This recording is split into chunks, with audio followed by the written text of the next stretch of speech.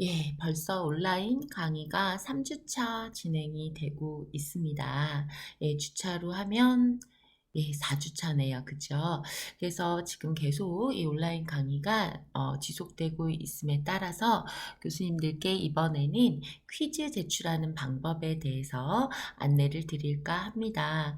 온라인 강의를 만든과 동시에 교수님들께서 과제도 출제를 하고 계시고 스피드 그래더를 이용한 과제를 채점하는 부분에 있어서도 많은 그런 어려운 부분들을 감수하고 계시다는 이야기를 주변에서 많이 듣고 있습니다.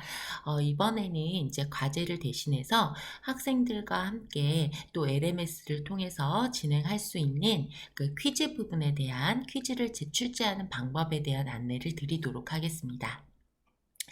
예, 먼저 이 대시보드 화면은 이제 아주 익숙하실 텐데요. 제가 테스트용 과목으로 들어가서 예, 먼저 학생들에게 퀴즈를 출제하는 방법을 살펴보도록 하겠습니다. 테스트용 과목을 한번 클릭해 보도록 하겠습니다. 클릭하시고 퀴즈의 경우에도 교수님들께서는 항상 강의 설계는 온라인 강의실에서 해주시는 것이 좋습니다. 그러면 4주차에 제가 그러면 퀴즈를 한번 내어보도록 하겠습니다. 예, 여기에서 4주차 페이지에서 퀴즈를 선택을 하시면요. 이렇게 퀴즈를 출제하는 창이 뜨게 됩니다. 그래서 일단 여기에 제목을 적어 주셔야겠죠. 퀴즈 타이틀인데요. 예를 들면 교육과정의 이해 형성평가로 하겠습니다. 그리고 교육과정의 이해 중에서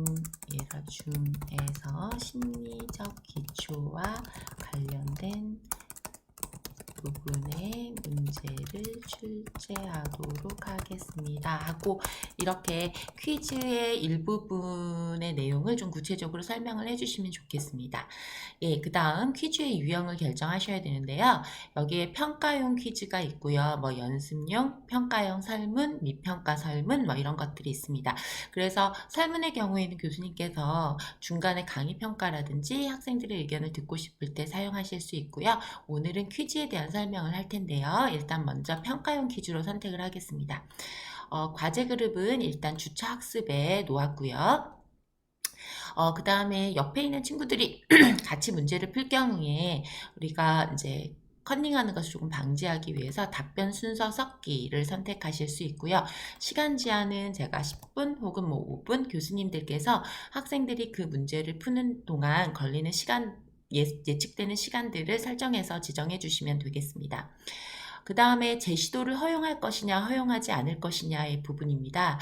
그래서 평가의 경우에는 대부분 제시도 허용을 하지 않으시겠지요.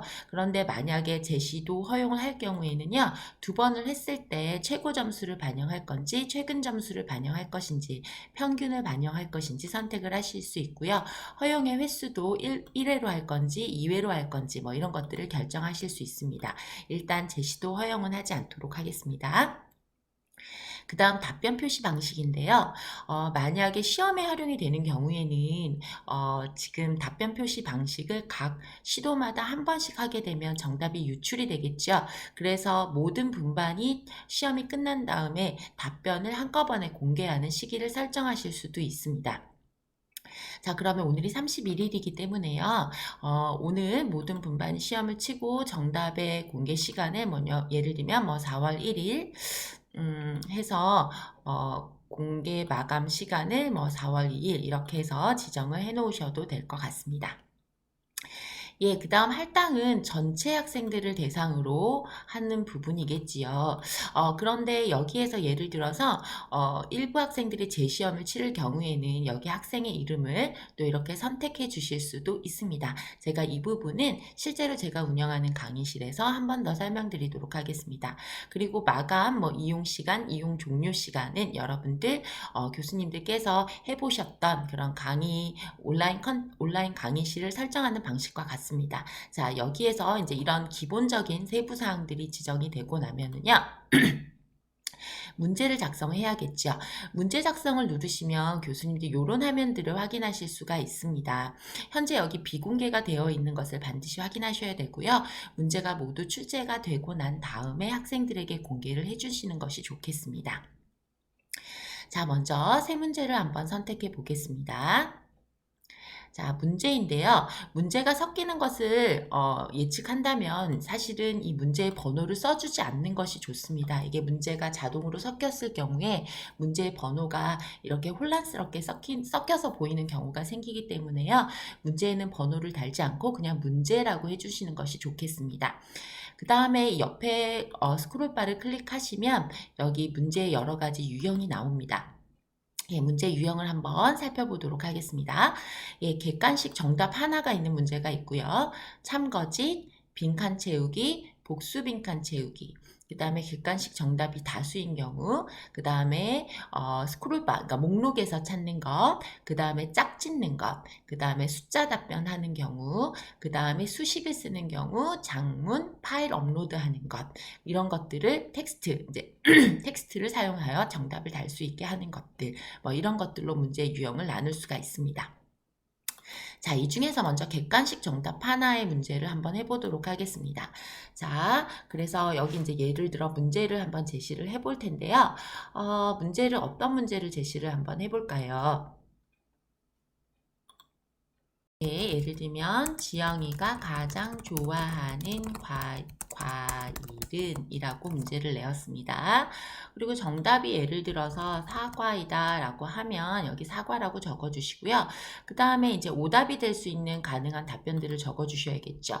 예를 들면 뭐 오렌지, 여기에 뭐 딸기, 그 다음에 여기에 배라고 했을 때 만약에 정답이 사과일 경우에는요. 사과 옆에 초록색 이 화살표가 있으면 되고요. 정답이 딸기일 경우에는 이 초록색 화살표를 이렇게 딸기가 있는 쪽에 가서 클릭을 이렇게 해주시면 딸기 쪽으로 정답이 바뀌게 됩니다.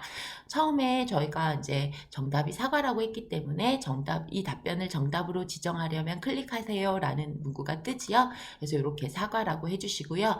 학생이 이 답변을 선택한 경우에 어떤 답이 나오게 어떤 문구가 보여지게 할 것인지를 여기 입력할 수 있습니다. 예를 들면 사과의 경우에는 정답입니다 라고 이렇게 보이게 해줄 수 있고요. 오렌지라면 오답입니다 라고 이렇게 보이게 설정을 해주실 수 있습니다. 이런 부분에 설정이 필요하지 않다고 생각하시면 설정을 해주시지 않으셔도 됩니다.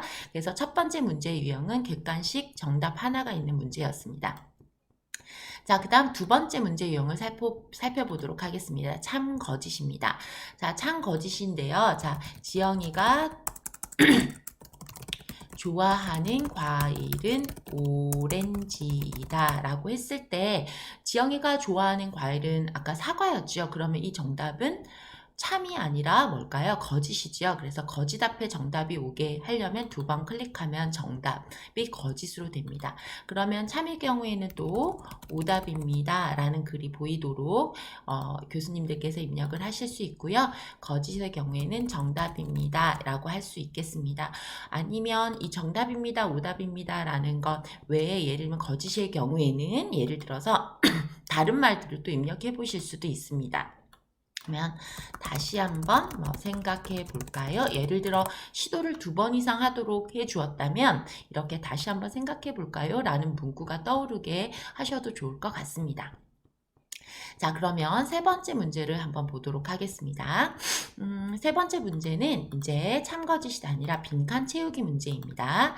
자, 빈칸 채우기 문제 예를 들면 자, 지영이가 좋아하는 과일은 예를 들어서 무엇이다 라고 했을 때 정답이 이제 사과가 되겠지요. 그랬을 때 가능한 답을 적어 주셔야 되는데요. 예를 들면 여기에 사과. 그런데 예를 들면 띄어쓰기를 다르게 할 경우가 생겨서 예를 들면 사과도 정답으로 하겠다라고 해서 여러 가지 경우의 수들을 써주시는 것이 좋습니다. 아니면 어떤 친구가 F를 쓸 것 같다. 하면 애플이라고 이렇게 적어주셔도 되고요. 아니면 이 애플도 어떤 친구는 대문자를 쓸 수 있을 것도 같다라고 하면 이렇게 예상되는 답변들을 이렇게 경우의 수로 적어주시는 것이 좋겠습니다. 만약에 이런 교수님들께서 미리 예측한 답변 이외에 또 답이 나왔을 경우에는요, 교수님들께서 모든 퀴즈가 끝난 다음에 학생의 답변을 하나 수정해 주실 수 있습니다. 그래서 학생의 건의사항을 듣고 그 답변에 대한 정답 여부를 수정해서 점수를 부여하실 수도 있습니다. 자, 그 다음 다시 이제 세 번째 문제 한번 내보겠습니다. 빈칸 채우기 중에서도 복수 빈칸 채우기를 한번 내보도록 하겠습니다. 자, 여기에서 지영이가 좋아하는 과일은 예를 들어 사과도 있지만 말하지 않았던 예를 들어 복숭아이다, 사과와 복숭아이다 라고 할 때 사과와 복숭아이다 라고 했을 때요, 여기 빈칸이 이제 두 개일 경우에는 이 빈칸 첫 번째와 두 번째 정답이 이제 입력되는 란을 만들어 주시는데요, 이때는 이 갈로 중에서도요, 이게 네모갈로를 써서요, 이렇게 첫 번째 답이 두 개다 라는 표시를 이렇게 써 주셔야 합니다. 그래서 이렇게 1번 답이 두 개일 경우에는요 1, 2를 써주시면 되고요, 답이 세 개일 경우에는 하나를 더 추가 이렇게 해주셔도 되겠습니다. 그러면 자, 여기에 보시면 일단 두 개이기 때문에 3번을 삭제하도록 하겠습니다. 자, 이렇게 네모가로 안에 숫자를 적어서 쉼표로 이렇게 번호를 써주시면 답변 1번의 답은 뭐냐, 2번의 답은 뭐냐 이렇게 입력할 수 있는 란이 이렇게 생기게 됩니다. 그러면 여기서 예를 들어서 가로가 3개라면 이렇게 3번이라고 했을 때 이게 세 번째까지 생기는 것을 확인하실 수 있습니다. 드롭박스가 하나씩 증가하는 것을 보실 수가 있죠. 자, 1번의 답이 아까 오렌지 사과였어요. 사과지만 또 예를 들어 복숭아를 먼저 쓸 수도 있겠죠. 그래서 예측되는 답변을 이렇게 적어 주셔도 되고요. 그 다음에 2번의 답변도 마찬가지로 사과도 될 수 있지만 또 복숭아도 될 수 있겠죠. 그렇게 해서 문제를 출제해 주시면 될 것 같습니다. 자, 이렇게 해서 문제를 또 업데이트 해 주시고요. 자, 그 다음 다시 한번 문제를 또 한번 내보도록 하겠습니다.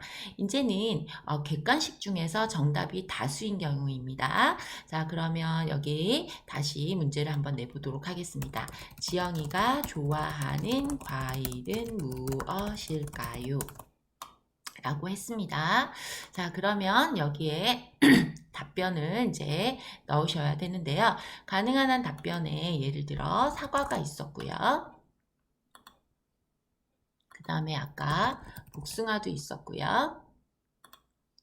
그 다음에 여기에 뭐 딸기도 있었고요. 그 다음 오렌지도 있었는데요. 저기 복수 정답이에요. 그래서 사과도 되지만 복숭아도 된다 라고 하면 정답 두 개를 이렇게 두 번 클릭하셔서 이렇게 정답으로 초록색 화살표가 이렇게 정답 옆으로 올 수 있도록 이렇게 위치를 조정해 주시면 될 것 같습니다. 만약에 사과와 정답이 딸기라면 딸기 옆에 가서 이렇게 해주시고 복숭아는 아니다 이렇게 또 설정을 해 주실 수 있겠습니다. 자, 사과와 복숭아였기 때문에 다시 원상태로 돌리도록 하겠습니다.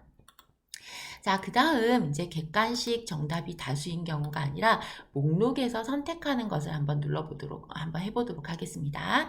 자, 여기에서 자, 목록에서 선택하는 퀴즈를 출제하는 것인데요. 지영이가 좋아하는 과일은 무엇일까요? 라고 문제를 동일하게 출제를 했습니다. 그래서 1번의 변수, 1번 위 변수의 답변을 이제 입력을 해야 되는데요.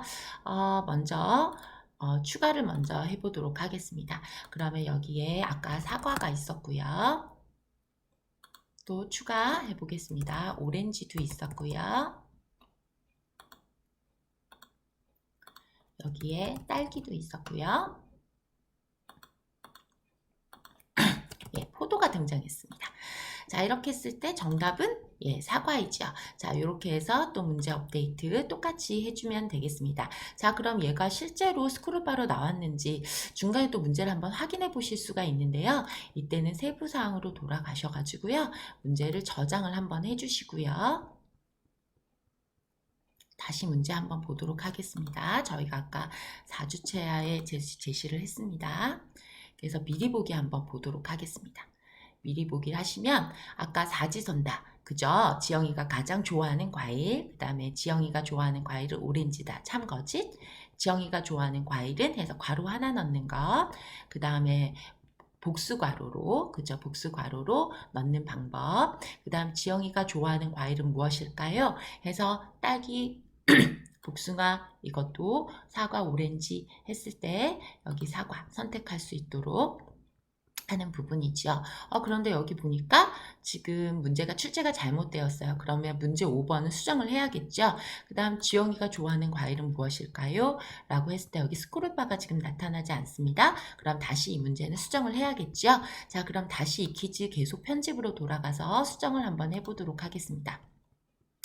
아까 문제 5번에 여기 수정하실 때는요, 이렇게 바로 이렇게 연필 표시를 누르시면 되는데요. 여기 보시면 지금 이 두 칸이 비어져 있어서 아까 빈 칸의 네모가 보인 거죠. 이럴 때는 이 부분을 이렇게 삭제, 또 삭제 이렇게 해주시면 지금 가능한 답변에 빈칸이 있는 것을 삭제해 주시면 이렇게 바로 정답들이 있는 칸들이 올라오게 되고요. 그 다음에 마지막 문제 스크롤바가 나오지 않았어요. 예, 스크롤바는 여기에서 저희가 아까 꺽쇠 표시를 해주지 않았기 때문이에요.